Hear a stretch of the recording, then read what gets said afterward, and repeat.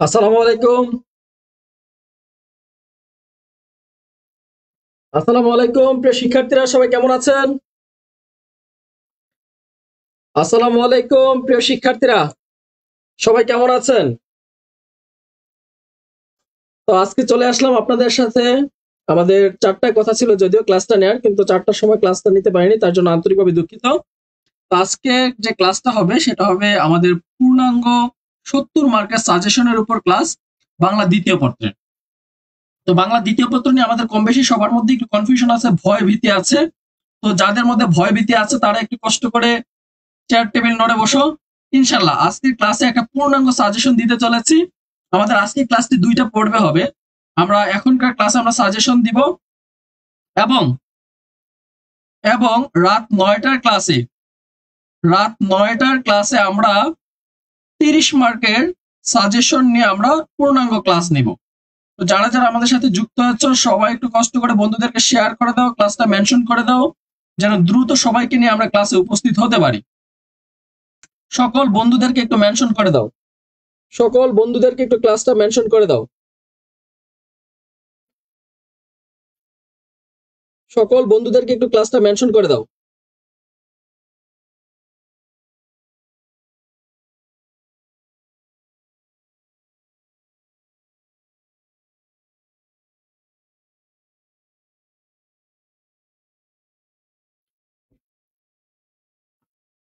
সবাই কি যুক্ত হতে পেরেছো? যারা যারা আমাদের সাথে যুক্ত হচ্ছে সবাই একটু কনফার্ম করো যে আমার কথা ক্লিয়ার শোনা যাচ্ছে কিনা, বোর্ড ক্লিয়ার দেখা যাচ্ছে কিনা। সবকিছু ক্লিয়ার থাকলে লিখবে ক্লিয়ার বা ওকে।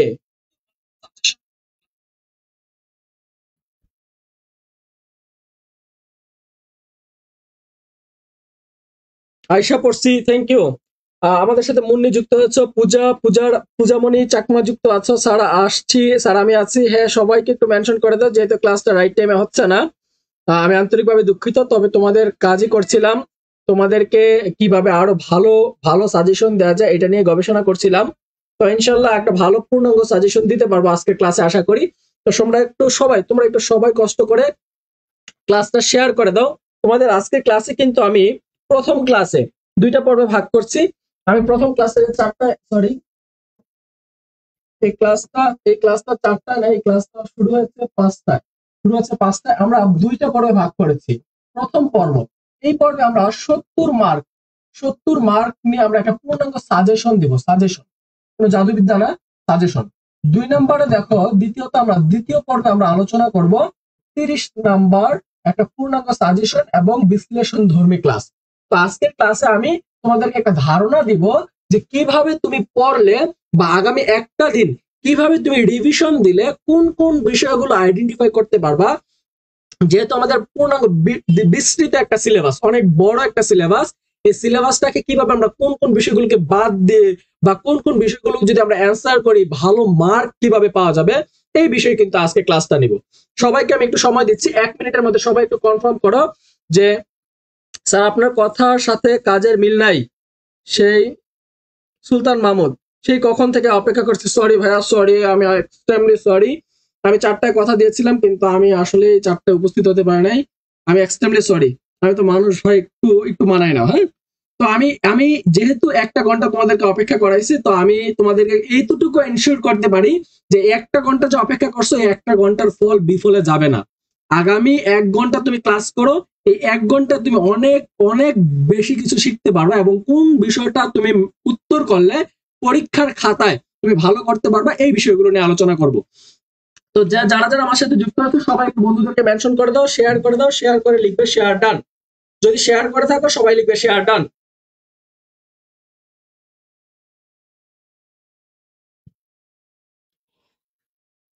সবাই একটু ক্লাসটা শেয়ার করে দিয়ে লিখবে শেয়ার ডান। আমি প্রথমে সরি বলে নিচ্ছি, আমি প্রথমে তোমাদের কাছে ক্ষমা চেয়ে নিচ্ছি, যেহেতু আমি টাইমলি ক্লাসে ঢুকতে পারি নাই। তো এক্সট্রিমলি সরি। তবে আমি এতটুকু কথা দিতে পারি যে আজকে ক্লাসটা করলে কোন টপিকসটা তুমি বাদ দিবা আর কোন টপিকসটা তুমি অ্যান্সার করবা পরীক্ষার খাতায়, এই বিষয়টা একটা পূর্ণাঙ্গ ধারণা পাবা, পূর্ণাঙ্গ একটা ধারণা পাবা। সবাইকে আমার কথা শুনতে পাচ্ছ? ক্লাস কি শুরু করব? আমি কি 1 2 3 বলে ক্লাস শুরু করব? কথা দিয়ে কথা রাখতে চেষ্টা করবেন স্যার, ধন্যবাদ। হ্যাঁ সুলতান মাহমুদ ভাই, আমি চেষ্টা করবো ভাই, আমি চেষ্টা করি। হ্যাঁ তবে আজকে আজকে লেট হয়েছে, অনেকবারই লেট হয়, মাঝে মাঝে লেট হয়, তো এটা একটু অ্যাডজাস্ট করে নিও। আজকের জন্য আমি এক্সট্রিমলি সরি। আমি না খেয়েই যুক্ত হয়েছি তোমাদের সাথে আজকে, যেহেতু শুক্রবার ছিল, জুমার দিন নামাজ টামাজ পড়ে এসে তোমাদের এই কাজগুলো করে যুক্ত হয়েছি। হ্যাঁ প্রীতম স্যার, স্যার করে দেন। হ্যাঁ ওকে, শুরু করলাম। ওকে, আমাদের ক্লাসটা দুইটা ভাগে বলছিলাম যে প্রথম পর্বে আমরা 70 মার্ক নিয়ে আলোচনা করবো, আর দ্বিতীয় পর্বে রাত 9টায়, এটা রাত 9টাই হবে, এটা টাইমার পরিবর্তন হবে না, রাত 9টায় আমরা ক্লাসটা নিব দ্বিতীয় পর্বে। ওকে, প্রথম ক্লাসে আমরা 70 মার্ক কি কি পড়বো আর কি কি বাদ দিব। সবচেয়ে বড় কনফিউশনের বিষয় যেটা, যে পরীক্ষার খাতায় 1 নং যদি প্রশ্ন থাকে, এই 1 নং এর সাথে একটা জিনিস দেয়া থাকে, তারপর লেখা থাকে অথবা দেয়া থাকে, অথবা দিয়ে আবার আরেকটা বিষয় লেখা। এখন তুমি কোনটা উত্তর করবা, দুইটা অপশন দেয়া থাকে, হয় অপশন এক তুমি চুজ করবা, অথবা অপশন বি তুমি চুজ করবা। এখন অপশন এ চুজ করবা নাকি অপশন বি চুজ করবা, এটা তোমার খুশি। এখন এই অপশনটা যখন আমরা সিলেক্ট করি, তখনই অনেক শিক্ষার্থী আমরা ভুল করি। কিভাবে ভুল করি, আমরা এক নম্বর করে আসতেছি। নাম্বার 1, আমাদের প্রথমে আসে পারিভাষিক শব্দ। প্রথমে কি আসে, পারিভাষিক শব্দ। যে পারিভাষিক শব্দ থাকবে একটা, আর একটা হচ্ছে অনুবাদ থাকবে একটা। এখন কথা হচ্ছে পারিভাষিক শব্দটা কিভাবে আসে।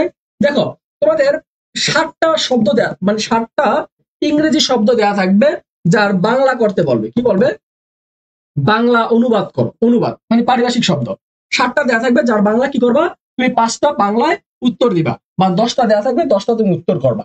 এই একটা বিষয়। আরেকটা হচ্ছে ছোট্ট একটা অনুচ্ছেদ দেওয়া থাকবে। ছোট্ট একটা কি দেওয়া থাকবে, অনুচ্ছেদ দেওয়া থাকবে, মানে একটা বাংলায় প্যারাগ্রাফের মতো একটা অনুচ্ছেদ 4 লাইন 5 লাইনে দেওয়া থাকবে। এটাকে বাংলা থাকলে ইংরেজিতে ট্রান্সফার করো, আর ইংরেজিতে থাকলে এটাকে বাংলায় ট্রান্সফার করো। এতটুকুই কাজ, এতটুকুই কাজ। এই কাজটা তোমাদের, এই বিষয়টা তোমাদের কমন পড়তে গেলে খুব বেশি পড়তে হবে। তো আমি তোমাদের এই বিষয়ে একটা পিডিএফ বানিয়ে তোমাদেরকে আজকে রাতের মধ্যে আমি দিয়ে দিব ইনশাল্লাহ। 10টায় ক্লাস, সরি 9টায় ক্লাস শুরু হবে, 9টার পরেই ক্লাস শেষে তোমরা পেয়ে যাবে, এই পিডিএফটা পেয়ে যাবা। এইটা গেল 1 নম্বর। 2 নম্বরে আসি। আমাদের 2 নম্বরে থাকবে আমাদের দিনলিপি। হয় একটা দিনলিপি থাকবে, হয় দিনলিপি দিতে হবে, অথবা প্রতিবেদন দিতে হবে। দুইটাই থাকবে পরীক্ষায়, দিনলিপি থাকবে, প্রতিবেদন থাকবে। এখন কথা হচ্ছে ভাই, তুমি প্রতিবেদন পরীক্ষায় দাগাবা না, মানে প্রতিবেদন লেখবা পরীক্ষায়, না দিনলিপি লেখবা, এটা হচ্ছে তোমার চয়েস।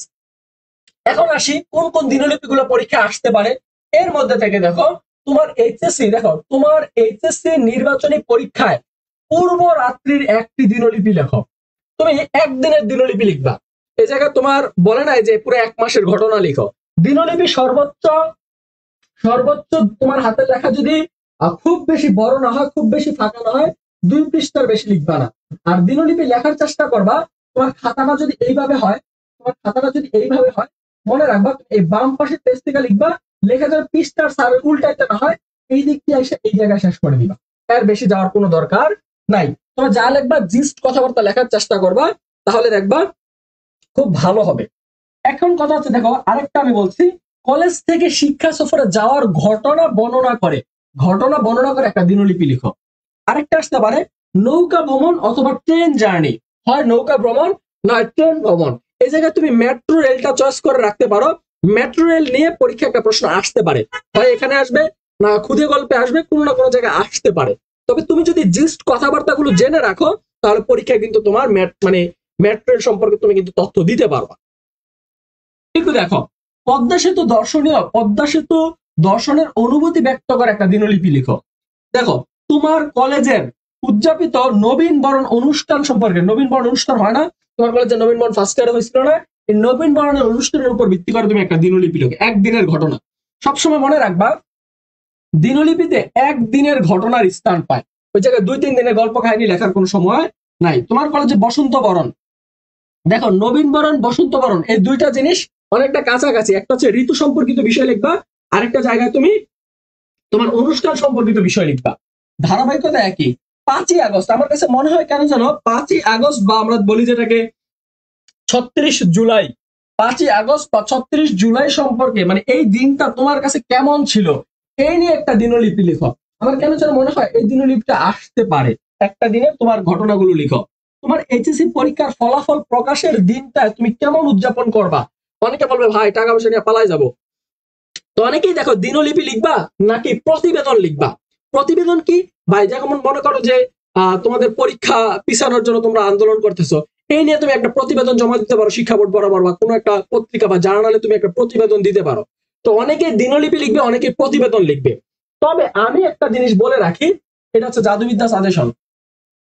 দেখো তুমি এখন কি কি পড়বা, অনেকগুলো তো সাজেশন দিলাম, কিন্তু তোমার এগুলো যাই না রাখলে ভালো। কিন্তু শেষ সময়ে তুমি যদি মনে করো ভাই আমার এতগুলো সাজেশন পড়ার টাইম নেই, একদম লাস্ট সময় কোনটা একদম পরীক্ষা আসতে পারে, এগুলো হচ্ছে লটারির মতো, আসলে আসবে না আসলে আমি জানি না। 8টা শিক্ষা বোর্ডই আছে, আটটাও তো অ্যাটলিস্ট লাগবে। প্রশ্ন যদি একদম ডিরেক্ট হুবহু বলে দিই তাও তো 8টা সাজেশন দিতে হবে। তারপর আমি বলে দিচ্ছি এই জায়গা থেকে তোমরা পড়ে যাবা, তোমরা অবশ্যই পড়ে যাবা তোমার এইচএসসি নির্বাচনী পরীক্ষার পূর্ব রাত্রের একটি দিনলিপি, মানে একদিন আগে, পরীক্ষার আগের দিন রাতে তুমি কি কি করছিলা এই বিষয়ে একটা দিনলিপি। অবশ্যই ভালো ভালো কথা লিখো, খারাপ কথা লিখো না। তোমার কলেজের উদযাপিত নবীনবরণ অনুষ্ঠান সম্পর্কে একটা দিনলিপি, এটাও গুরুত্বপূর্ণ। এই দুইটা গুরুত্বপূর্ণ। আরেকটা লিখবা এই যে 5ই আগস্ট 2024, মানে আমাদের যে বিপ্লবী আন্দোলন হয়েছে, আন্দোলন সম্পর্কে অবশ্যই কিছু জানা যাবা। হয় ভাব সম্প্রসারণ আসবে, না হয় দিনলিপি আসবে, না হয় তোমার রচনা আসবে। অবশ্যই আসবে। একটা একটা প্রশ্ন তোমার আউট করে দিলাম, একটা প্রশ্ন তোমাকে আউট করে দিলাম। তোমার বিপ্লবী এই বছর যে বিপ্লব হয়েছে, গত বছর যে বিপ্লব হয়েছে, 24-এর যে জুলাই আন্দোলনের বিপ্লব হয়েছে, বিপ্লব সম্পর্কে তুমি অবশ্যই জেনে যাবা। তাহলে সাজেশন কি দিলাম, দিনলিপি 3টা অবশ্যই মাস্ট পড়ে যাবা। সবগুলো পড়ে যাইতে পারলে ভালো। আর এই 3টা মাস্ট পরীক্ষা দিতে যাওয়ার আগে অবশ্যই ইমান আমল সহকারে পড়বা। ওকে, এরপরে আসি আমি প্রতিবেদনে। প্রতিবেদন কি কি পড়বা? দেখো প্রতিবেদন থেকে পরীক্ষা আসতে পারে যে পরিবেশগত ভারসাম্য। দেখো আমাদের প্রচন্ড গরম, এই যে আমি ঘেমে যাচ্ছি। আমি দেখো ক্লাসে ঢুকার আগে সবসময় যে পানি নিয়ে ঢুকে ক্লাসে। কেন? কারণ প্রচন্ড গরম। এই যে তাপদাহ হচ্ছে বারবার, যে আমাদের খুব গরমের ক্লান্তি আসতেছে, তার কারণে আমাদের কি করতে হবে, বৃক্ষরোপণ করতে হবে। এই শিরোনামে তুমি একটা প্রতিবেদন লিখো।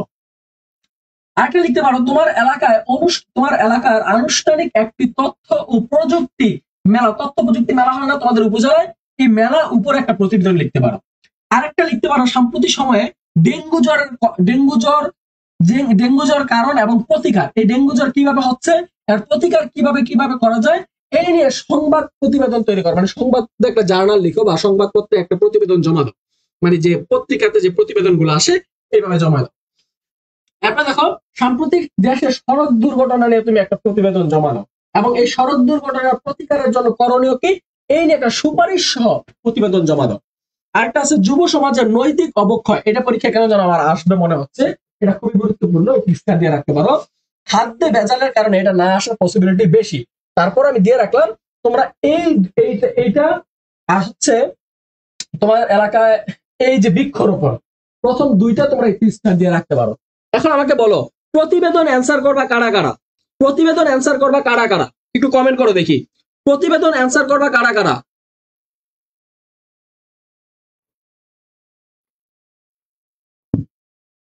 প্রতিবেদন অ্যান্সার করবা কারা কারা? দেখো আমি বলে দিই, দিনলিপি তোমাকে লিখতে হবে 2 পৃষ্ঠা। মনে করো 2 পৃষ্ঠা লিখলা তুমি। এখন দিনলিপি তুমি খুব ভালো লিখলে, হাতের লেখা বানান টানান যদি ভুল না যায়, তাহলে তুমি দিনলিপিতে 7 থেকে 8 মার্ক পাবা। আর যদি লেখা পরিষ্কার হয়, স্পষ্ট হয়, খুব সুন্দর হয়, সর্বোচ্চ তুমি 8 বা 8.5, 8.5 তো নয়, 8 অথবা 9 সর্বোচ্চ। এর বেশি তোমার পাওয়ার পসিবিলিটি আমি দেখি না। এই যে মুনা একটা বুদ্ধিমানের কথা বলছে, যদি কেউ প্রতিবেদন দাও, প্রতিবেদনের নিয়ম জাস্ট মনে রাখবা, প্রতিবেদনের তোমার যদি নিয়মগুলো তুমি জানা থাকে, নিয়ম অনুযায়ী তুমি যদি প্রতিবেদনটা লিখো, তোমার অবশ্যই বানান ভুল না হলে 9-10 পাওয়ার পসিবিলিটি আছে। 9 থেকে 10 তোমার পাওয়ার পসিবিলিটি আছে।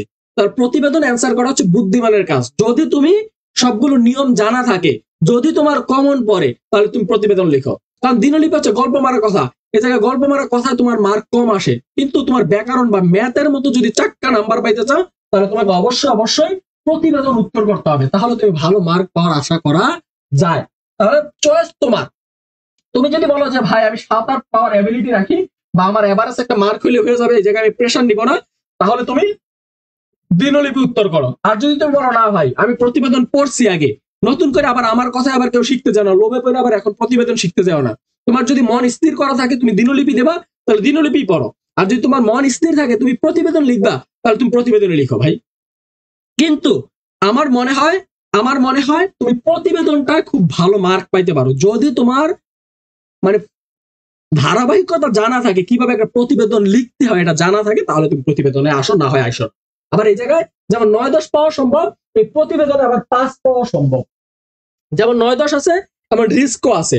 তুমি যদি নিয়মগুলো ফুলফিল না করতে পারো তাহলে 5-6 পাইতে পারো, দয়া মায়া করে নাম্বার দিবে যেটা। ঠিক আছে, প্রতিবেদন দিনলিপি কেমন করে লিখবো এগুলো একটু সারছে। এখন প্রতিবেদন দিনলিপি শিখাবো আমি না স্যার, আমি করব। Masud Rana, thank you. Okay, Monalisa আমি করব। ওকে ঠিক আছে, প্রতিবেদনের উপর একটা ভিডিও দিয়ে দিব। যাও, প্রতিবেদন সম্পর্কে আমি বললাম যে কমন কোনটা আসতে পারে, যে এইটা, তারপর হচ্ছে এইটা, এই তিনটা তোমরা প্রতিবেদন অবশ্যই পড়ে যাবা। যারা প্রতিবেদন পরীক্ষা দাগাবা বা লিখবা তারা এই তিনটা অবশ্যই পড়ে যাবা। এই তিনটা কমন। স্ক্রিনশট রাখা দাও, সাথে সাথে স্ক্রিনশট রাখা দাও, স্ক্রিনশট রাখা দাও, স্ক্রিনশট রাখা দাও। ওকে, এরপরে আসি বৈদ্যুতিক চিঠি বা আবেদন পত্র। এই বৈদ্যুতিক চিঠি হচ্ছে কি বলতো দেখি, বৈদ্যুতিক চিঠিটা কি? বৈদ্যুতিক চিঠিটা কি? বৈদ্যুতিক চিঠিটা কি বলো? বৈদ্যুতিক চিঠিটা কি বলো?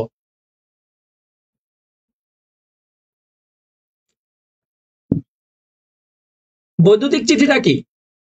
কে কে জানো দেখি? বৈদ্যুতিক চিঠি কি? ইমেল। প্রীতম লিখেছে ইমেল, গুড, ভেরি গুড। তাহলে বৈদ্যুতিক চিঠিটা হচ্ছে ইমেল। তোমরা ইমেল অনেকে লিখতে জানো না, আমি বলি ইমেল হচ্ছে একদম ম্যাথমেটিক্যাল মার্কের মতো তুমি মার্ক পাবা। আর আবেদন পত্র এইটা তো তুমি ম্যাথমেটিক্যাল মার্কের মতো মার্ক পাবা। এটা হচ্ছে তোমরা বলো দরখাস্ত, খাস বাংলায় বলো দরখাস্ত, আর এটা হচ্ছে ইমেল। ইমেল, এই সময় এসে ইমেল না লিখতে পারাটা খুবই দুঃখজনক বিষয়। তাহলে তোমরা কি কি ইমেল পড়া যেতে পারো? তাহলে দেখো, সবচেয়ে বেশি গুরুত্বপূর্ণ ইমেল আমার কাছে মনে হয় যে তুমি মনে করো ঢাকা বিশ্ববিদ্যালয়ে ভর্তি পরীক্ষা দিতে আচ্ছা তুমি মনে করো তুমি ঢাকা বিশ্ববিদ্যালয়ে চান্স পাইছো, তুমি এখন ভর্তি হইতে চাও। মনে করো তুমি এইচএসসি পরীক্ষা দিছো, এখন ঢাকা বিশ্ববিদ্যালয়ে চান্স পাইছো। এখন ঢাকা বিশ্ববিদ্যালয়, রাজশাহী বিশ্ববিদ্যালয় হইতে পারে, চট্টগ্রাম হইতে পারে, বিউপি হইতে পারে, তুমি তুমি এনি ওয়ান, যে কোনো একটা বিশ্ববিদ্যালয়ে তুমি চান্স পাইছো, এখন ভর্তি হইতে চাও। এখন উক্ত বিশ্ববিদ্যালয়ে ভর্তি প্রক্রিয়া সম্পর্কে তুমি জানতে চাও। তাই জানতে চেয়ে কি আসছে আবার, আচ্ছা জানতে চেয়ে রেজিস্টার বরাবর, বিশ্ববিদ্যালয় কি রেজিস্টার বরাবর একটা ইমেইল লিখবা। তুমি বিশ্ববিদ্যালয়ের রেজিস্টার বরাবর কি লিখবা? একটা ইমেইল লিখবা। এইটা আমার কেন যেন মনে হয় পরীক্ষায় আসতে পারে। আরেকটা লিখে রাখো, তোমার বন্ধুর জন্মদিনে উইশ করে বা তোমার বন্ধুর জন্মদিনে শুভেচ্ছা জানিয়ে একটি বৈদ্যুতিক চিঠি মানে ইমেইল লিখো। বন্ধু জন্মদিনে ফেসবুকে পোস্ট করে, ইমেইল কেউ করে না, তারপরও এটা পরীক্ষা আসতে পারে। আরেকটা দেখো, কক্সবাজার সমুদ্র সৈকত বেড়ানোর অনুভূতি জানিয়ে তোমার প্রবাসী, এটা পরীক্ষা একবার আসছে, প্রবাসী বন্ধুকে একটি বৈদ্যুতিক চিঠি বা ইমেইল লিখো। এইটাও পড়তে পারো। বলছে মোবাইল ফোনের সুফল এবং কুফল পরামর্শ দিয়ে ছোট ভাইকে একটি বৈদ্যুতিক চিঠি লেখো। এইটাও বিগত বছরে পরীক্ষা আসছে, তখন ইমেল নতুন আসছে, স্মার্টফোন নতুন আসছে, তখন এটা আসছে। আমার মনে হয় বর্তমান সময়ে এটা নিয়ে কোনো কথাবার্তা বলার প্রয়োজন নাই, তারপর তোমরা দেখা যেতে পারো, কিন্তু খুব বেশি গুরুত্বপূর্ণ না। শিক্ষা সফরে যাওয়ার আমন্ত্রণ জানিয়ে তোমার বন্ধুর নিকট একটি চিঠি লিখো। এটা আমার সময় পরীক্ষা আসছে, এবছরে পরীক্ষা আসতে পারে, আজ থেকে 8 বছর আগে আসছে এটা পরীক্ষা। দেখো, তোমার দেখা কোনো সড়ক দুর্ঘটনার বিষয় জানিয়ে বন্ধুকে একটি বৈদ্যুতিক চিঠি লিখো। এটা আমাদের সময় আমরা করছি, কিন্তু এখন আর দরকার নাই। তাহলে তুমি পড়বা কি কি? তুমি অবশ্যই ইমেল দেখা যাবা, এইটা তুমি দেখা যাবা, এটা তুমি দেখা যাবা, এটা এই 4টা ইমেল দেখা যাবা, 4টা ইমেল দেখা যাবা। স্ক্রিনশট নিলে স্ক্রিনশট নিতে পারো, চাইলে স্ক্রিনশট নিতে পারো।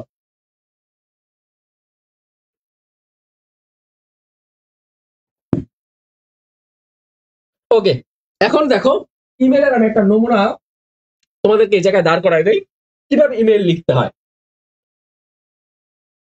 কিভাবে ইমেল লিখতে হয়, মনে করো এই জায়গায় তুমি যাকে মেনশন করবা, এটা কিন্তু ফর্ম লেখার দরকার নাই, না লিখতে হয়, কারণ ফর্ম তো অটোমেটিক্যালি ইমেলে থাকেই। তোমার ইমেল অ্যাড্রেস থেকে যখন পাঠাবা তখন ফর্ম অটোমেটিক্যালি আসে ওই জায়গায়। তুমি যার কাছে পাঠাবা তোমাকে কিন্তু উল্লেখ করে দিবে তুমি অমুকের কাছে পাঠাবা, অমুক ঠিকানায় পাঠাবা। তোমার এই ইমেল অ্যাড্রেসটা কিন্তু প্রশ্নে উল্লেখ করে দিতে পারে। যদি দেয় সেই ঠিকানায় সেই ইমেল অ্যাড্রেসটা বসাবো কোথায়? টু। কোথায় বসাবা? টুতে বসাবা। যেই ঠিকানায় পাঠাইতে বলছে সেই ঠিকানার ইমেল অ্যাড্রেসটা তুমি এই জায়গায় লিখে দিবা, এই জায়গায় লিখে দিবা। লিখে সিসিটা তুমি যদি সিসি উল্লেখ করে দেয়, সিসি কি হবে তুমি ওইটা উল্লেখ করে দিতে পারো। অথবা যদি বিসিসি থাকে তাহলে সেটা উল্লেখ করে দিতে পারো। এরপর সাবজেক্ট, তুমি কোন টপিকস এর উপরে তোমার পরীক্ষা ইমেল লিখতে বলছে সেই টপিকটা তুমি এই জায়গায় সুন্দর করে লিখে দিবা, সুন্দর করে লিখে দিবা। এরপর টেক্সট, এরপরে টেক্সটে আসবা। তুমি টেক্সটে এসে যদি বন্ধুরা হয় তাহলে বন্ধু লিখবা, বা যেই বিষয় আছে সেই বিষয়াদি সম্পর্কে লিখবা। সর্বোচ্চ 1 পেজের বেশি ইমেল যাবে না। সর্বোচ্চ যদি ভালোভাবে লিখো 5 লাইন, 5 লাইন, এর বেশি লেখার দরকার নাই। আর তোমার যদি বাক্যের চিন্তা করো তুমি সর্বোচ্চ এই জায়গায় 10 বাক্য লিখতে পারো, এর বেশি বাক্য লেখার দরকার নাই। ইমেল খুব বেশি বড় হয় না, ইমেল আকারে ছোট হয়। ঠিক আছে, অল্প সময় তোমরা এই জিনিসটা শেষ করতে পারবা। শেষে এসে তোমার নিজের নাম বা নিজের কিছু যা আছে সুন্দর করে লিখে দিবা, তাহলে তোমার ইমেল হয়ে যাবে। আর ইমেলে তুমি যদি খুব পরিষ্কার, যাদের হাতের লেখা পরিষ্কার, পরিষ্কার বলতে সুন্দর বলি নাই, হাতের লেখা কাটাচেরা করে নাই, অপারেটিং করে নাই, তাদের লেখাগুলো সুন্দর হবে। যদি হয়ে থাকে ফর্ম গুলো সুন্দরভাবে পূরণ করে থাকো, তুমি 10-এ 10 পাওয়ার পসিবিলিটি আছে। তুমি 10-এ 10 পাওয়ার পসিবিলিটি আছে। তুমি এই জায়গায় একবারে রচনা লেখার দরকার নাই। দেখো এই জায়গায় ইমেল লিখছে 1 2 3 4 5, এই 5 লাইন আমি বলছিও 5 লাইন, 5 লাইনের বেশি লিখবা না। যা লেখা কথাবার্তা আছে এর মধ্যে শেষ করে দিবা। ঠিক আছে, ওকে। এরপরে আসো আবেদনপত্র। আবেদনপত্র হচ্ছে দরখাস্ত, এটাও সুন্দরভাবে লিখবা। আবেদনপত্র 1 কলামে লিখতে হয়, মানে একটা খাতা লিখবা, বা বাম পাশের বা ডান পাশের খাতা যেই খাতায় নাও এভাবে লিখবা। খাতাটা মার্জিন হবে, এইভাবে একটা মার্জিন হবে। তুমি একদম এইভাবে শুরু করবা, বরাবর দিয়ে এখান থেকে শুরু করবা, এখান থেকে শুরু করবা, এভাবে লিখবা, আবার এভাবে লিখবা, লিখা এইখান থেকে এভাবে এভাবে শেষ করে, খুব চিপা চাপার দরকার নাই। আবার এটাকে একটু ফাঁকা দিয়ে বিনীত নিবেদন, এই যে মানে জাস্ট এই পর্যন্ত তোমার যা হিস্ট্রি আছে তুমি লিখবা। এই জায়গায় মহাদয় টহাদয় লিখবা, এই জায়গায় বিনীত নিবেদন লিখে একটু ফাঁকা, 1 লাইন ফাঁকা দিয়ে বিনীত নিবেদন, এই যে আমি আপনার বিশ্ববিদ্যালয়ের একান্ত বাধ্যগত ছাত্র, আমাকে উক্ত বিষয়টি সম্পর্কে আর্জি করে আপনি ইয়ে করবেন, হেল্প করবেন, বা এই লেখা জাস্ট বিনীত নিবেদন। এই জায়গাটা 2 লাইনে বিনীত নিবেদনের জায়গাটা হবে, এই জায়গাটা সর্বোচ্চ 3 লাইন বা 4 লাইন হবে। লেখা সুন্দর করে প্রসেস গুলো লেখা দিতে পারলে তুমি এই জায়গায় 9 পাওয়ার পসিবিলিটি আছে। তুমি এই জায়গা কি 9 পাওয়ার পসিবিলিটি আছে, 9 পাওয়ার পসিবিলিটি আছে। তারপরে দেখো এই জায়গায় কোন কোন তুমি আবেদনপত্র পড়ে যাবা। শিক্ষা সফরে যাওয়ার অনুমতি যে আবেদনপত্র, এটা তুমি পড়ে যেতে পারো। তারপর দেখো ক্যান্টিনে খাবারের মান উন্নতির জন্য আবেদনপত্র, আবেদনপত্র মানে ক্যান্টিনে খাবারের মান উন্নয়নের জন্য একটা আবেদনপত্র তুমি করে যাবা। তারপর দেখো এইচএসসি পাস করার পর গ্রেড শিট নিয়ে তুমি যে সরকারি আবেদন বা কোনো একটা যদি কিছু করো, তাহলে তুমি গ্রেড শিট চেয়ে একটা আবেদনপত্র লিখতে পারো। অথবা দরিদ্র তহবিল থেকে আর্থিক সাহায্যের জন্য তুমি আবেদনপত্র লিখতে পারো। এটা খুব বেশি আসে পরীক্ষায়, কারণ আমাদের মানুষজন এটাই চায় সবচেয়ে বেশি। তারপর দেখো কলেজের পানীয় ও জলের সুব্যবস্থার জন্য আবেদন। এখনো কলেজ আছে যে কলেজে নাকি সুপেয় পানি পাওয়া যায় না। আমিও দেখছি এরকম কলেজ আছে যে জায়গায় পানি কিনে খাওয়া লাগে কলেজে। ঠিক আছে, তো দেখো তোমরা এই 5টা আবেদনপত্র তোমরা একটু দেখে যাও। এই 5টা আবেদনপত্র দেখে গেলে তোমাদের আশা করি কমন পেয়ে যাবা। কমন না পেলেও তুমি একটা আবেদনপত্র লিখতে পারবা। ঠিক আছে, তো আবেদনপত্রে কোনোভাবেই বেশি অতিরিক্ত কাটাছাড়া করা যাবে না। আর তোমরা মন চাইছে এখান থেকে লিখছো, মন চাইছে এখান থেকে লিখছো, এসব করা যাবে না। এক বরাবর লিখতে হবে। প্রয়োজনে মার্জিন ছাড়া লিখো বা যাই করে লিখো, এক বরাবর লিখবা। 1 পেজে আবেদনপত্র শেষ করবে, 1 পৃষ্ঠা আবেদনপত্র শেষ করবা। কোনোভাবে এরকম করবা না যে, মনে করো তুমি কোনোভাবে আবেদনপত্র এরকম করবা না যে আমি এই জায়গায়, মনে করো আমি এই জায়গায় লিখছি, লেখা সার্জনে পৃষ্ঠা উল্টা আবার এই জায়গায় দেখতে না হয়। আবেদনপত্র কখনো এইভাবে লিখবা না। তুমি জাস্ট এখান থেকে শুরু করবা, এইখানে এসে তোমার শেষ হয়ে যাবে আবেদনপত্র। সোজা কথা, আবেদনপত্র এমন কিছু না যে রচনা লিখবা। আবেদনপত্র তোমার টাকা লাগবে, তুমি টাকা চাইবা, বা তোমার দরিদ্র তুমি সাহায্য চাইবা, সাহায্য চাইবা, বা তোমার পানি দরকার, সুপ্রিয় পানি দরকার, কলেজে তুমি পানি চাইবা। এইগুলো হচ্ছে বিষয়। এই জায়গায় খুব বেশি রচনা লেখার কোনো প্রয়োজন নাই। রচনার জন্য বিশাল বড় একটা চ্যাপ্টার আছে, তোমরা রচনা লিখবো। তারপর আসি সারমর্ম সারাংশ। এখন জাতীয় প্রশ্ন আমাদের, ভাই সারমর্ম সারাংশ লিখবো না ভাব সম্প্রসারণ লিখবো? দেখো তুমি যদি বুদ্ধিমান হও তুমি যদি তুমি যদি খুব ভালো লিখতে পারো, বা তুমি যদি একটা কবিতা পড়লে বুঝতে পারো যে কবিতার মাইন্ডসেটটা কোন জায়গায়, কবিতাতে আসল কি কথা বলতে চাইছে, তুমি যদি এই বিষয়গুলো বুঝতে পারো, তুমি সারমর্ম সারাংশ লিখো। আসি, সারমর্ম কি আর সারাংশ কি?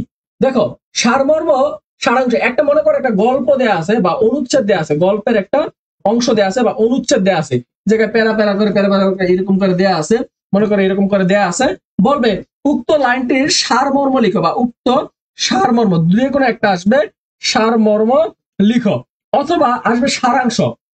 একটা কবিতা দেয়া থাকবে, কবিতার কয়েকটা লাইন দেয়া থাকবে, লাইন লিখে দিয়ে বলবে যে এটা কি লিখো, সারাংশ লিখো বা সারমর্ম লিখো। তোমার যদি কবিতা পড়া, তুমি যদি গল্প পড়া এই জায়গা থেকে জাস্ট এক কথায় বা দুই কথায় তুমি ওই পুরো গল্পের উপর সামারিটা তৈরি করতে পারো, তাহলে অবশ্যই অবশ্যই তুমি সারমর্ম বা সারাংশ দিবা। তুমি যদি বানান ভুল না করো, তুমি 9-10 পাবা, 9-10 পাবা, 9 বা 10 পাবা। এইটা কোনোভাবে এক পৃষ্ঠা লিখতে যাবা না বা অর্ধেক পৃষ্ঠা লিখতে যাবা না। সারমর্ম সারাংশ সর্বোচ্চ সর্বোচ্চ 3 থেকে 5 বাক্যের মধ্যে লিখতে হবে, 3 থেকে 5 বাক্যের মধ্যে লিখতে হবে। এটা সর্বোচ্চ লাইন হলে 1 লাইন, 2 লাইন, 3 লাইন, 4 লাইন, সর্বোচ্চ 5 লাইন। যদি তোমার লেখা বড় টড় হয় তাহলে 5 লাইন, এর বেশি কোনোভাবেই সারমর্ম সারাংশ লিখতে যাবা না। আর যদি বাই চান্স তোমার সারমর্ম সারাংশ এটা পৃথিবীর কারোই কমন পড়ে না, যদি ভালোভাবে তোমার যদি কপালটা লাইগা যায়, কপাল ভালো থাকে, তাহলে তোমার সারমর্ম সারাংশ কমন পড়বে।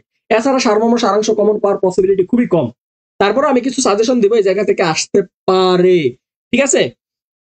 কিন্তু তুমি যদি বিগত বছর প্রশ্ন অ্যানালাইসিস করে যাও, তাহলে তোমার সারমর্ম সারাংশ লেখার মতো একটা ক্যাপাবিলিটি তৈরি হবে। আমি বলবো তোমার যদি হাতের লেখা সুন্দর হয়, আর তোমার যদি মানে পয়রা যদি বুঝতে পারো কি বলছে, তাহলে তুমি সারমর্ম সারাংশ দাগাও। আদারওয়াইজ তুমি রিস্ক নিতে যাও না, কারণ ভাব সম্প্রসারণ তুমি 3 পেজ লিখবা, তুমি 3 পেজ লিখবা, ভাব সম্প্রসারণ তুমি 3 পেজ লিখবা, কমপক্ষে 3 পেজ, 3 পেজ লিখলে তুমি 7 অথবা 7 থেকে তুমি অথবা 9 পাবা, অথবা 7 থেকে 9 পর্যন্ত পাওয়া পসিবল ভাব সম্প্রসারণে। 7 থেকে 9 এর বেশি কেউ পাবা না। 10 কাউরে দিবেই না ভাব সম্প্রসারণ, ভাব সম্প্রসারণে 10 কেউ পাইছে আমার বিশ্বাস হয় না। 10 জীবনে কাউরে দিবে না। হয় 7, ভালো লিখলে 7 থেকে 9 পর্যন্ত, এর বেশি কেউ পাবা না। তো তোমরা অবশ্যই অবশ্যই ভাব সম্প্রসারণটা আমি বলবো প্রেফার করবো। যদি কপাল খারাপ না হয়, কমন না পড়ে, তুমি যদি না বুঝো সারমর্ম সারাংশ না বুঝো, সেক্ষেত্রে তুমি ভাব সম্প্রসারণের দিকে যাও।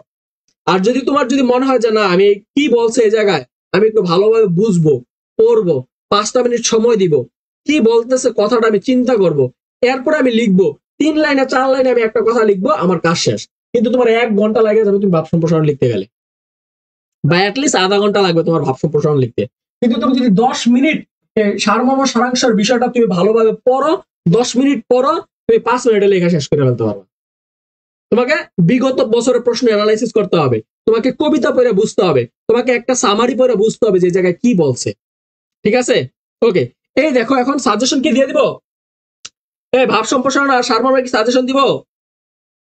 বলো দেখি, ভাব সম্প্রসারণ আর সারমর্মের কি সাজেশন দিব? বলো, কেউ কিছু বলতেছে না রে, না কমেন্ট করতেছে আমি দেখতেছি না। ওই তোমাদের কমেন্ট তো আসতেছে না, কমেন্ট কই, এই তো কমেন্ট। এই সাজেশন কি দিয়ে দিব? আচ্ছা, যে যেখান থেকে কমেন্ট করছে একটু কষ্ট করে ভাই আমার এই রাশিদ স্যার পেজে এসে কমেন্ট করো, তাহলে আমি কমেন্ট গুলো দেখতে পারবো। আমি জানি অনেকে গালাগালিও করো মাঝে মাঝে, যে কি কোন স্যার এই সেই হ্যান, অনেকে অনেক কথাবার্তা বলো, অনেকে অনেক গল্প লিখে। তোমরা যা কমেন্ট করো, তোমাদের কমেন্ট দিয়ে মোটামুটি একটা সিনেমা বানানো যাবে, ঠিক আছে? তো তোমরা যে যেখান থেকে কমেন্ট করছো অবশ্যই একটু কষ্ট করে আমার রাশেদ স্যার এই পেজটা থেকে এসে কমেন্ট করো, আমি তোমাদের কমেন্ট গুলো দেখতে পারবো। ওকে, সারাংশ লিখো, সারাংশ সাজেশন দিলা, সারাংশ সাজেশন এই পাঁচটা পড়ে দাও, কমন আসলে আসবে, না আসলে আর কমন কোনো জায়গা থেকে আসবে না, কোনো বই থেকে আসবে না। দেখো,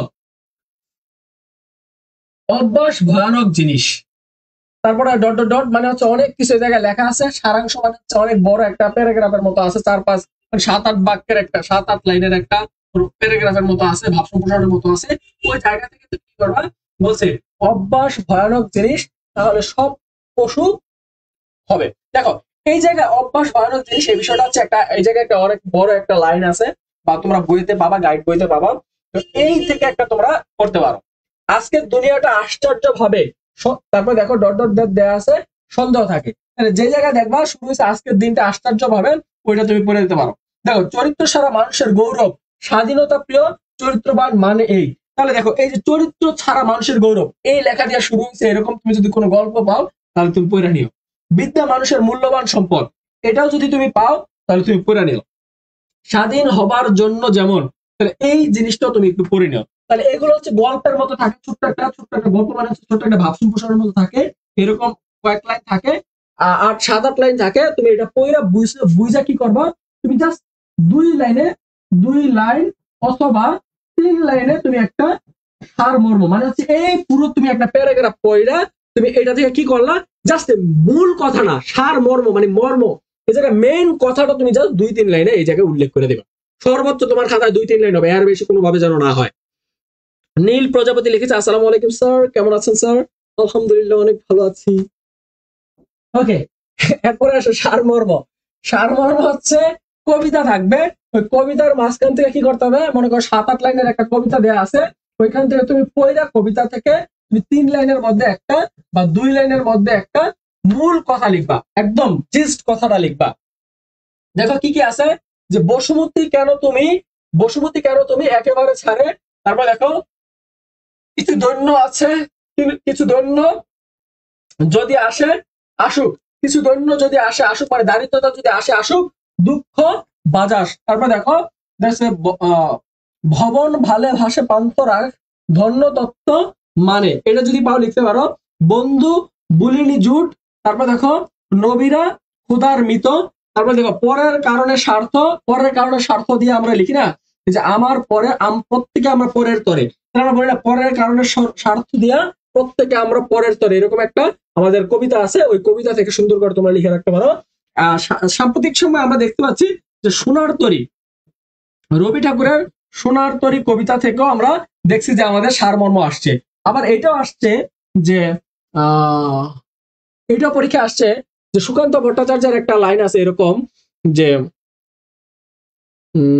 মনে পড়তেছে না এই মুহূর্তে, যে আছে না কি যেন, সুকান্ত ভট্টাচার্যের কবিতাটা ভুলে যাচ্ছি বারবার, মুখে মনে আছে, মুখে আসতেছে না। আর গদ্য নয় এবার কঠিন কঠোর পদ্য আনো, ক্ষুধার আর গদ্য নয় এবার কঠিন কঠোর পদ্য আনো, ক্ষুধার রাজ্যে পৃথিবী গদ্যময়, পূর্ণিমার চাঁদ যেন জলসানো রুটি। এরকম 5টা লাইন দিয়ে সুকান্ত ভট্টাচার্যের লাইনটা দিয়ে তোমাকে এই জায়গায় জাস্ট বলবে সারমর্মটা লিখো, এবং তুমি 2-3 লাইনে তুমি এই সারমর্মটা লিখা দিবে। ঠিক আছে, মনে রাখবা।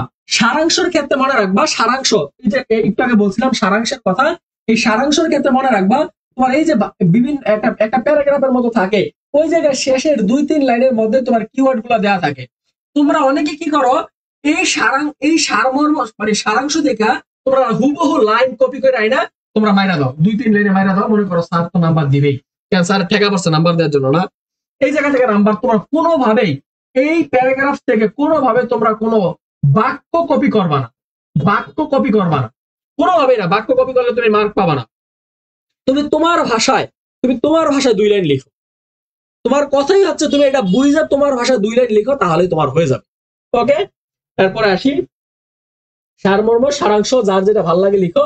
আর যদি কেউ ভাব সম্প্রসারণ লিখতে চাও, যে আমি রিস্ক নিবো না ভাই, আমি এভারেজ একটা মার্ক পাইতে চাই, তাদের জন্য হচ্ছে ভাব সম্প্রসারণ, 3 পেজ লিখবে, মার্ক পাওয়া 7-8, কোনো সমস্যা নেই।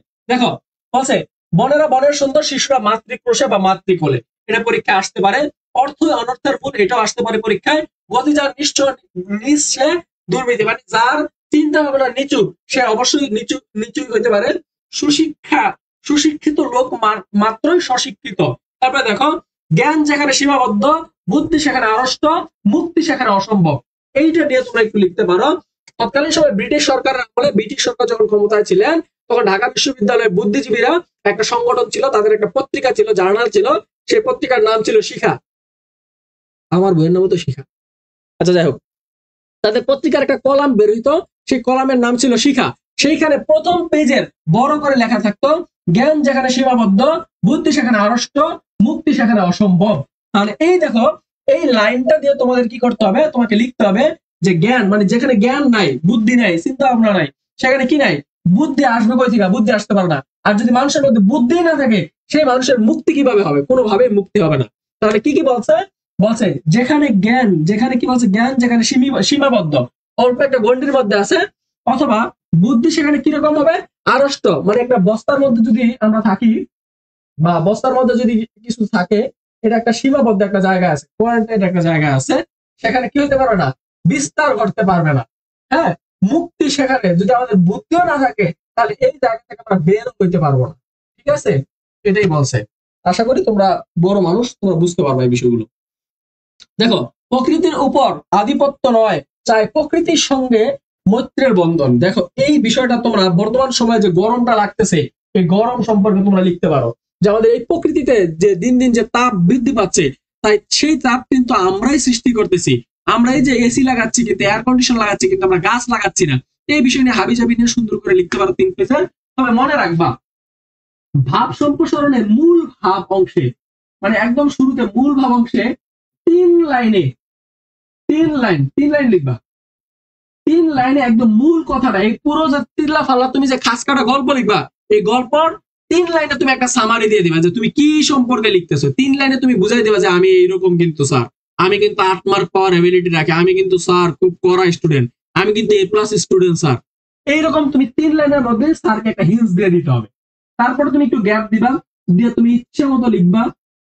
তোমাদের লেখা যেন একবারে পেজের এখান থেকে শুরু হয়েছে একবারে এই মাথায় শেষ না হয়। তুমি একটু প্যারা প্যারা করে লিখো, একটু লিখলা, লিখে আবার একটু ফাঁকা দিলা, দিয়ে আবার একটু লিখলা, লিখা আবার একটু ফাঁকা দিলা। এইরকম করে তোমরা কি করবা? 3 পেজ লিখবা।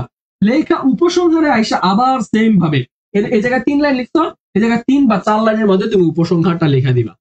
ঠিক আছে, তাহলে দেখবা, আশা করি এই জায়গা থেকে একটা ভালো রেসপন্স পাবো। এই, তোমরা কি অবস্থা বলো? কে কোন শিক্ষা বোর্ডের অধীনে এবার পরীক্ষা দিবা একটু দেখি। কে কোন শিক্ষা বোর্ডের অধীনে এবছর পরীক্ষা দিবা একটু বলো। কে কোন শিক্ষা বোর্ডের অধীনে এবছর পরীক্ষা দিবা একটু বলো দেখি। কে কোন শিক্ষা বোর্ডের অধীনে দিবা? তোমাদের আজকে কারো কোনো রেসপন্স নাই, সবাই একটু চুপচাপ মনমরা হয়ে বসে আছে। আরে সমস্যা নেই, রাত 9টায় তোমাদের জন্য একটা ঝাঁকানাকা ক্লাস নিয়ে আসবো, ঠিক আছে? ইনশাল্লাহ ওই জায়গায় আমরা নির্মিত অংশগুলো বিষয়গুলো পড়াবো।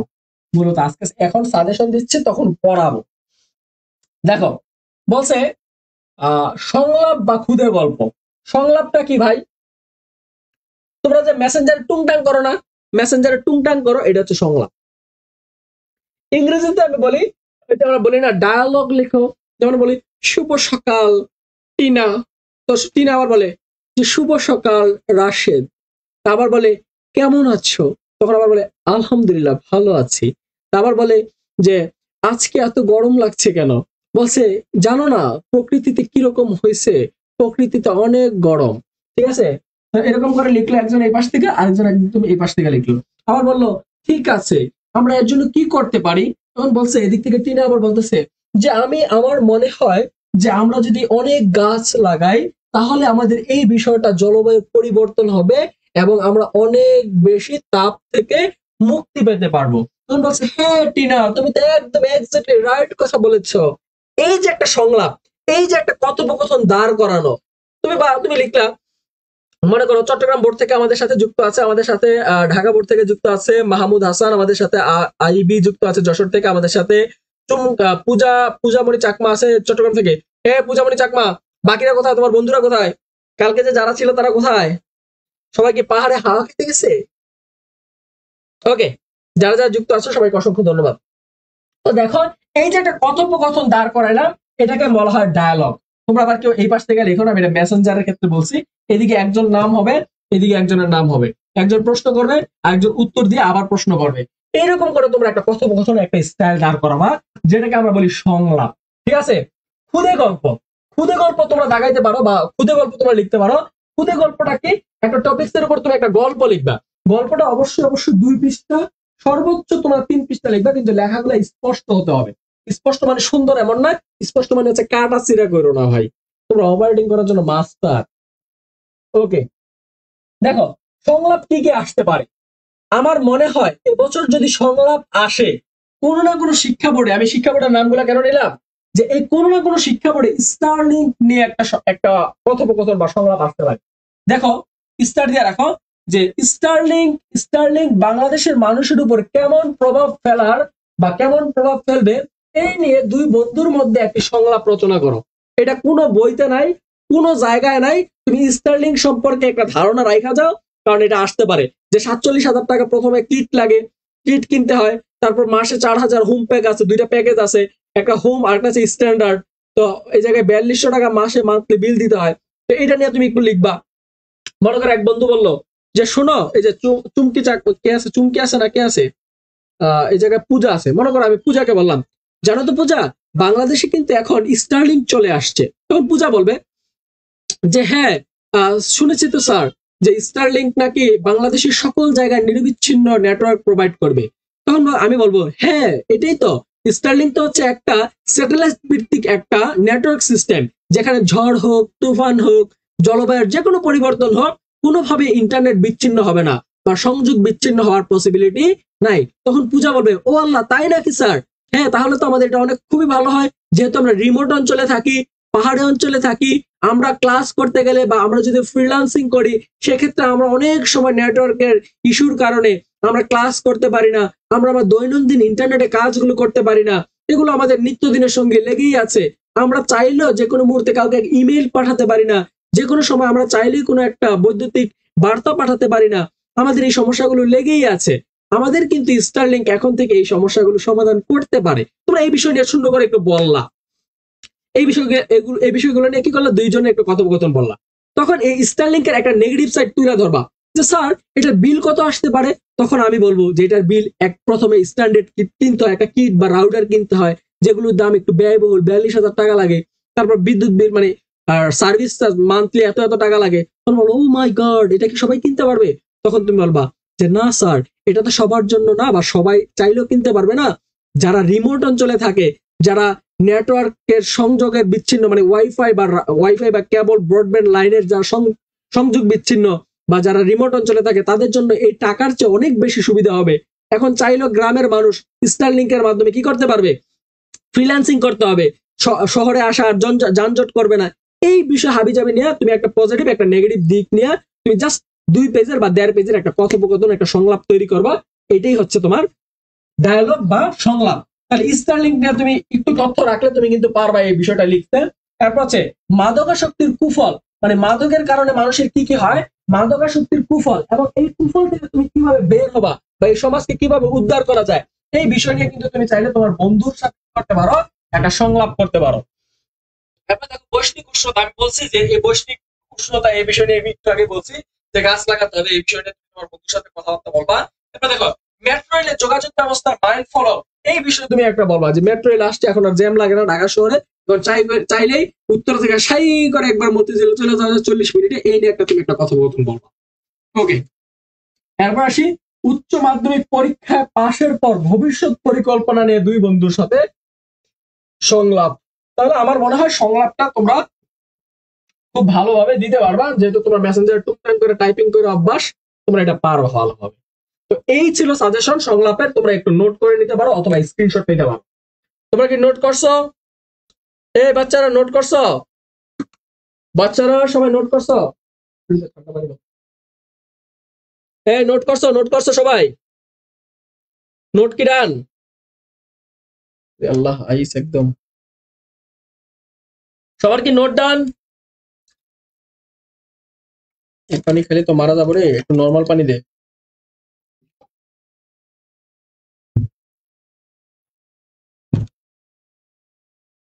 চলে আসছি স্যার, এই তো তোমাদেরকে নিয়ে তো কথা বলতেছিলাম, এতক্ষণ কই ছিলা তোমরা?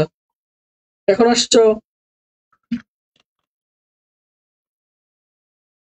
তোমরা একটু আগে আসবে না? ওকে, তাহলে আমরা দেখো একটা পূর্ণাঙ্গ সাজেশন দিচ্ছিলাম। তারপরে দেখো সংলাপ,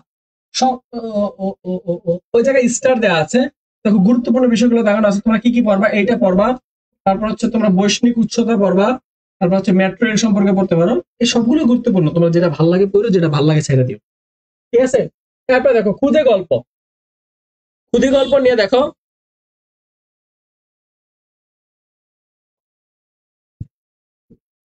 খুদে গল্প দেখো কিভাবে আসতে পারে। মনে করো ইচ্ছে থাকলে উপায় হয়, লেখা রাখো, এটা একটা খুদে গল্প। ধৈর্যের ফল, এই ধৈর্যের ফলে কি হবে জানো, এই জায়গায় 2 লাইনের একটা বিষয় লেখা থাকবে যে আজকে প্রচন্ড গরম, এই মনে আমি একটা এক্সাম্পল দিচ্ছি, আজকে প্রচন্ড গরম, এই গরমের মধ্যে কেমনে ক্লাস করি, থাক যাই হোক ক্লাস আজকে করবো না। এই বিষয়টা মনে করো আমি লেখা বললাম যে তোমার ধৈর্যের ফল, এই নিয়ে একটা তুমি খুদে গল্প লিখো, তখন তুমি এটা নিয়ে একটা খুদে গল্প লিখলা। আমি কিন্তু সাপোজ আমারটা বলছি ভাই, এটা তোমরা আবার লিখতে যাও না। দেখো, মানুষ মানুষের জন্য, এই শিরোনামে একটা খুদে গল্প লিখো, আসতে পারে। বিপদে বন্ধুর পরিচয়, এই যে একটা খুদে গল্প আসতে পারে। করিমের মা, করিমের মা, এইরকম করে দিলাম কেন, করিমের মা সম্পর্কে একটা খুদে গল্প লিখো। এমন কথা হচ্ছে ভাই করিম কাটা কই থেকে পাইলেন আপনি ওরে? মনে করো লেখা আছে এরকম যে করিমের মা, একটা লেখা আছে করিমের মা খুবই গরিব মানুষ, সে বাসা বাড়িতে কাজ করে করিমকে করিমকে লেখাপড়া করায়। তো করিমের মা চায় তার সন্তান লেখাপড়া করে মানুষের মতো মানুষ হোক। এই জায়গায় করিমের মা সম্পর্কে একটি খুদে গল্প লেখো। তুমি জাস্ট করিমের মার একটা থিম দাঁড় করে দিল, করিমের মা কোন অবস্থায় আছে, সে কি চায়, এই সম্পর্কে দুইটা দুইটা কি মানে দুইটা দুইটা কনসেপ্ট দিয়ে দিল, দুইটা বিষয় তোমাকে দিয়ে দিল। করিমের মা বাসা বাড়িতে কাজ করে, সে তার সন্তানকে কষ্ট করে লেখাপড়া করায়, সে চায় তার সন্তান যেন পড়ালেখা করে মানুষের মতো মানুষ হয়। এই বিষয়টা লেখা দিল। এখন বলছো তুমি করিমের মা সম্পর্কে একটা খুদে গল্প লিখো, একটা ছোট্ট গল্প লিখো, তুমি তোমার মতো করে লিখবা। রক্তদানের পূর্ণতা, এই বিষয় সম্পর্কে তুমি একটা খুদে গল্প লিখতে পারো। তাহলে এই যে বিষয়গুলো আমি বললাম, এই কয়েকটা খুব গুরুত্বপূর্ণ, তোমরা চাইলে এই কয়েকটা খুব বেশি ভালোভাবে পড়ে যাইতে পারো। আর তোমাদের এর আগে যদি পড়া থাকে ওইগুলো রিভিশন দিয়ে দাও। ওকে, এরপরে আসি, বলছে প্রবন্ধ, মানে প্রবন্ধ মানে হচ্ছে রচনা আর কি। তোমরা যেটা রচনা বললেই চিনো, ওই রচনা। এই রচনা তোমার 5টা দেয়া থাকবে, 5টি রচনা দেয়া থাকবে। আমি এখন পর্যন্ত দেখি না কোনো মানুষ বলছে যে ভাই আমার এইচএসসি পরীক্ষা রচনা কমন পড়ে নাই। এটা সবারই কমন পড়ে, তুমি ভালো করে কয়েকটা পড়ে যাও। আর অবশ্যই অবশ্যই রচনার কোটেশন সম্পর্কে তোমরা অ্যাটলিস্ট 20 থেকে 25টা কোটেশন দিবা, 20 থেকে 25টা কোটেশন দিয়ে তোমরা লিখবা, তাহলে সবচেয়ে বেশি সুন্দর হয়। কি কি আসতে পারে? অধ্যাবসায় আসতে পারে, স্বদেশ প্রেম আসতে পারে, কৃষিকাজে বিজ্ঞানের ব্যবহার, এইটা খুব বেশি গুরুত্বপূর্ণ।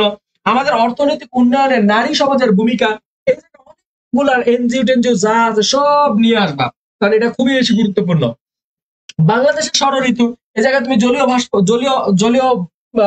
মানে আমাদের বাংলাদেশের জলবায়ুর অবস্থা সম্পর্কে বইলা টইলা, ইতিহাস বইলা 6টা ঋতু সম্পর্কে বলবা। এখন কোন ঋতুতে আবার কোন কোন প্রবাহ হয়, কোন ঋতুতে কোন কোন ফুল ফোটে, কোন ঋতুতে কোন কোন ফল ফোটে, কোন ঋতুতে বৃষ্টি হয়, কোন ঋতুতে ফল পাকে, এইসব হাবি জাবি লেখা তুমি 20-25টা কোটেশন দাঁড় করাও, ইচ্ছে মতো লিখবা। 20 পেজ পারো, 25 পেজ পারো, 30 পেজ পারো, ইচ্ছে মতো লিখবা, কিন্তু লেখাগুলো ক্লিয়ার করো, তাইলে মার্ক বেশি পাবা। পরিবেশ দূষণ ও প্রতিকার, এই পরিবেশ দূষণ ও প্রতিকার এটা নিয়ে পরীক্ষা আসতে পারে। বাংলাদেশের প্রাকৃতিক দুর্যোগ, এটা নিয়ে সবচেয়ে বেশি পরীক্ষা আসার পসিবিলিটি আছে। আমার মনে হয় এই কয়টা থেকে তুমি যদি 3-4টা বাদও দাও, তাও তোমরা হুবহু কমন পাবা। এটা 100% কমন পাবা। এই জায়গা থেকে আমি বলে দিচ্ছি, তোমরা আমি যেগুলো দিছি এই জায়গা থেকে 100% সকল বোর্ডে কমন পাবা। ভাই 8টা দিলেও তো 8টা বোর্ডে, এক বোর্ডে একটা করে কমন, কোনো না কোনো বোর্ডে কমন পাবাই। তাহলে তোমরা যদি ভালোভাবে এই বিষয়গুলো পড়তে পারো, ভালোভাবে আয়ত্ত করতে পারো, তুমি জাস্ট মনে রাখবা রচনা লেখার কৌশল হচ্ছে কি, রচনা যদি তুমি 20-এ যদি 18 পাইতে চাও, তাহলে তোমার 1 নম্বর শর্ত হচ্ছে তোমার বানান ভুল করা যাবে না। 2 নম্বর বিষয়টা হচ্ছে কোনোভাবেই কোটেশন দিতে ভুল করবা না, তাহলে তোমরা অনেক বেশি মার্ক পাবা। আর অনেক লিখবা বানান ভুল না করে যতবারও লিখবা, কোনো সমস্যা নাই। তাহলে আশা করি এই সাজেশন অনুযায়ী তুমি যদি পড়াশোনা করো, আগামী একটা দিন ইনশাল্লাহ তুমি ভালো করবা। এবং তুমি এই 70 মার্কের যে সাজেশনটা দিলাম, এই সাজেশনটা ফলো করলে তুমি খুব বেশি ইফোর্ট না দিয়ে তুমি A+ পাইতে পারো। তাহলে 70-এ তুমি অ্যাটলিস্ট 65 বা 60 পাওয়া পসিবল। 70-এ তুমি 60 পাওয়া পসিবল। আমি বাংলায় খুব ভালো মার্ক পাইতাম এই থিওরি গুলো ফলো করার কারণে। আমি নিজে আইডেন্টিফাই করতাম যে কোন কোন বিষয়গুলো পরীক্ষা আসতে পারে, কোনগুলো আসতে পারে না। অ্যানালাইসিস করতাম বিগত বছরের প্রশ্ন অ্যানালাইসিস করে দাঁড় করালাম যে এই বছর কোনটা আসতে পারে। তাহলে এই যে ধারণাগুলো দাঁড় করিয়ে তোমাদের একটা পূর্ণাঙ্গ সাজেশন দিলাম, তুমি যদি ভালো মতো ফলো করো, তুমি এই জায়গা থেকে 60 পাওয়া পসিবল, 60 পাওয়া পসিবল। আর আজকে রাত 9টায় তোমাদের গ্রামাটিক্যাল যে পার্টটা আছে ওই জায়গা থেকে আমি আলোচনা করবো ইনশাল্লাহ। সেখান থেকে আমরা 30 মার্কের যে সাজেশনটা আছে 30 মার্কের সাজেশন নিয়ে আলোচনা করবো, ওই জায়গা থেকে তুমি অ্যাটলিস্ট 25 পাবা। 25 আর 60 কত 85, 25 আর 60 কত 85, এ প্লাস পাইতে লাগে কত 80, 5 মার্ক ওভার আছে, রিস্ক নেওয়ার দরকার নাই, তোমরা অটোমেটিক্যালি এ প্লাস পেয়ে যাবা। তো আমি এটাই বলবো, এই জায়গায় কোনো জাদু মন্ত্র নাই ভাই, তোমার আমি একটা সাজেশন দিছি, ওই সাজেশন তোমারই পড়া লাগবে, তুমিই পড়বা, তাহলে তুমি ভাই এ প্লাস পাবা। না হলে ভাই আমার দোষ দেওয়া লাভ নাই, গালি দেওয়া লাভ নাই। আমি ভাই কোনো জাদু জানি না যে জাদু দিয়ে দিব ছু দিয়ে দিব তুমি এ প্লাস পেয়ে যাবা, এইরকম বিষয়টা আসলে হয় না। ঠিক আছে, পড়ালেখা তোমারই করা লাগবে, আমি তোমাকে একটা পথ দেখাই দিতে পারি, তাহলে তোমরা ভালো করবা। ঠিক আছে, তো আমি এটাই বলবো যে আজকে রাত 9টার ক্লাসে সবাই উপস্থিত থাকবা। 9টার ক্লাসে তোমাদেরকে ব্যাকগ্রাউন্ড পার্টটা নিয়ে আমি আবার আলোচনা করবো। গতকালকে একটা টপিক্স নিয়ে আলোচনা করেছি, আজকে টপিক না, ওভারঅল মানে অল ইন অল গ্রামার নিয়ে আমি একটা আলোচনা করব। তো তোমরা এই আলোচনাটা দেখবা সবাই। 9টার ক্লাসে আমন্ত্রণ জানিয়ে 9টার ক্লাসে তোমরা 9টার ক্লাসে আজকে রাত 9টায় একটা ক্লাস নেব, তোমরা এই ক্লাসটা করবা। আর তোমাদের যদি আগামীকালকেও ক্লাস লাগে, আগামীকাল ক্লাস লাগবে, এই আগামীকাল কি ক্লাস নেবে? আজকে 9টায় ক্লাস নেওয়ার পরে কি আগামীকালকে ক্লাস নেওয়ার দরকার আছে বলো তো দেখি? আগামীকাল ক্লাস নিব কিনা? আমি তোমাদের কমেন্ট দেখার অপেক্ষা আছি। আগামীকাল ক্লাস নিব কিনা সবাই একটু কমেন্ট করো তো। আগামীকাল ক্লাস নেওয়া লাগবে কিনা কমেন্ট করো। আগামীকাল ক্লাস নেওয়া লাগবে কিনা সবাই একটু কমেন্ট করো, সবার কমেন্ট দেখতে চাই। আগামীকাল কখন ক্লাস করবা, কখন ক্লাস করতে চাও বা করতে চাও কিনা? যদি তোমরা ক্লাস করতে চাও আমি ক্লাস নিতে আমার আপত্তি নাই, কিন্তু তোমরা ক্লাস করবে না, আমি ক্লাস বক করবো, আমি কষ্ট করে স্লাইড বানাবো, এরকমটা তো হতে পারে না। আমার সময়ের অনেক দাম আছে, মূল্য আছে। আমি আমার বইয়ের এই যে বইটার কাজ করতেছি, এখনো তোমাদের জন্যই কাজ করতেছি। আগামীকাল কি ক্লাস করতে চাও? Yes sir. পূজামণি কখন ক্লাস নেবে বলো? আগামীকাল কয়টার সময় ক্লাস নিলে তোমাদের জন্য ভালো হয়? আলি ডে লিখছে ইয়েস স্যার, জি স্যার। ওকে, আগামীকাল তাহলে কয়টায় ক্লাস নিলে তোমাদের জন্য ভালো হয়? সকালে, বিকালে, রাতে? সকাল বিকাল রাত কোন সময় ক্লাস নিলে ভালো হয় বলো? সবাই বলতে হবে ভাই, সবাই বলতে হবে, সবাই বলতে হবে কখন ক্লাস করতে চাও আগামীকাল। আগামীকাল কখন ক্লাস করতে চাও? আজকে রাত 9টায় একটা ক্লাস দিব, আজকে রাত 9টার সময় ক্লাস দিব, আজকে রাত 9টায়, আজ রাত 9টায় ক্লাস দিব। আগামীকাল কিন্তু তোমাদের পরীক্ষার আগের দিন, তোমাদের ওই দিনটা তোমাদের নিজেদের, তোমরা নিজেরা একটু পড়বা, ওই দিনে নিজেরা একটু সময় দিবা। তো তোমরা কখন ক্লাস আমি নিলে তোমাদের জন্য উপকার হয়, তোমাদের উপকারের উপর ভিত্তি করে কিন্তু আমি ক্লাস নিব। আর তোমরা যদি বলো না ভাই আগামীকাল আমরা নিজেরা পড়বো, তাহলে আগামীকাল তোমরা নিজেরাই পড়ো। সকাল 10টায়, আমার ঘুম থেকে উঠতে তো কষ্ট হয়ে যাবে রে। আচ্ছা ঠিক আছে, সকাল 10টায় যেহেতু অনেকেই বলছো, তাহলে আগামীকাল সকাল 10টায়, আগামীকাল সকাল 10টায় এবং আজ রাত 9টায়। আগামীকাল সকাল 10টায়, আজ রাত 9টায়। সকালে দিকে ওইটা বিকালের দিকে স্যার, সকাল অথবা আচ্ছা সকাল অথবা বিকাল, আচ্ছা ঠিক আছে। দেখো তোমরা বিকালে নিজেরা পড়বা, রাতটা নিজেরা রিভিশন দিবা। আর আমাদের ক্লাস যা আছে তোমরা আজকে যদি হয় সম্ভব হয় তোমাদের আজকে ক্লাসটা শেষ করে দেওয়া ভালো। আর যদি তোমরা বলো না আরেকটা দিন ক্লাস করবা, তাহলে সকালটাও ক্লাস করো, তাহলে সকাল 10টার মধ্যে 10টা থেকে আমরা 11টা বা 12টা পর্যন্ত ক্লাস নিলাম, বা নামাজের আগ পর্যন্ত ক্লাস নিলাম। নেয়ার পরে কি করব আমরা? ক্লাস বন্ধ। এরপর তুমি যা শিখছো এগুলো সব অ্যানালাইসিস করে বাসায় একটু জাদুমন্ত্র ছু দিয়ে বৈশা একটু পড়াশোনা করো, নিজে একটু সময় দাও, নিজে এতদিন যে আমাদের কাছ থেকে শিখলা এগুলো একটু অ্যানালাইসিস করবা। মনে রাখবা আমরা কি পড়াইলাম ডাজন্ট ফ্যাক্ট, তুমি কি পড়ালা এটাই ফ্যাক্ট। তুমি ভালো করে পড়তে পারলা কিনা এটাই হচ্ছে মূল্যবান বিষয়। তো যাই এতদিন নোট করছো, যা এতদিন সংগ্রহ করছো, একটু একটা দিন ভালোভাবে পড়ে যাও। আগামীকাল সকাল 10টা খুব অল্প সময় ক্লাস নিব, 1 ঘন্টা সর্বোচ্চ 2 ঘন্টা, এর বেশি ক্লাস নিব না। আজকেও সাজেশন দিছি, বেশি সময় নষ্ট করবো না। ইনশাল্লাহ আজ রাত 9টা তোমাদের সামনে আবার হাজির হবো। আর তোমরা যারা এখন থেকে একটু চেহারাটা চিনা রাখো, আমার তোমাদের জন্য তোমাদের এডমিশন সময়ে আমার একটা সাজেশন আসবে তোমাদের জন্য, শিক্ষা বাংলা ফাইনাল সাজেশন। এই সাজেশনটা তোমরা এই যে শেষ সময় এসে আমার কাছে পড়ছো না, পড়ার ফলে যে তোমরা অনেক কিছু শিখতে পারছো, নতুন কিছু জানতে পারছো, তা আমি চাই না যে তোমাদেরকে এডমিশনে আমি হতাশ করতে। এডমিশনে তোমাদের আমি শুরুতেই একটা সাজেশন দিয়ে দিতে চাই, তোমরা একটা বড় বই কিনবা, গাইড কিনবা, সবাই আমি জানি। তো গাইড বই কেনার পাশাপাশি তোমরা এই মডেল টেস্টটা, এটা একটা মডেল টেস্ট, এটা একটা পূর্ণাঙ্গ সাজেশন এবং একটা মডেল টেস্ট। বাংলাদেশে সাজেশন প্লাস মডেল টেস্ট এখন পর্যন্ত খুব বেশি বই আমি দেখি নাই, হাতে কোনো দুই একটা বই আছে কিন্তু গদবাধা তথ্য লেখা, কোনো সাজেশন নাই। আমি যেভাবে পড়াই সেভাবে তোমাদের চেষ্টা করি যে আমার সাজেশনটা এইভাবেই তৈরি করছি, আমি যেভাবে পড়াই আমার লেকচার শিট গুলো দিয়ে সাজেশনটা তৈরি করা।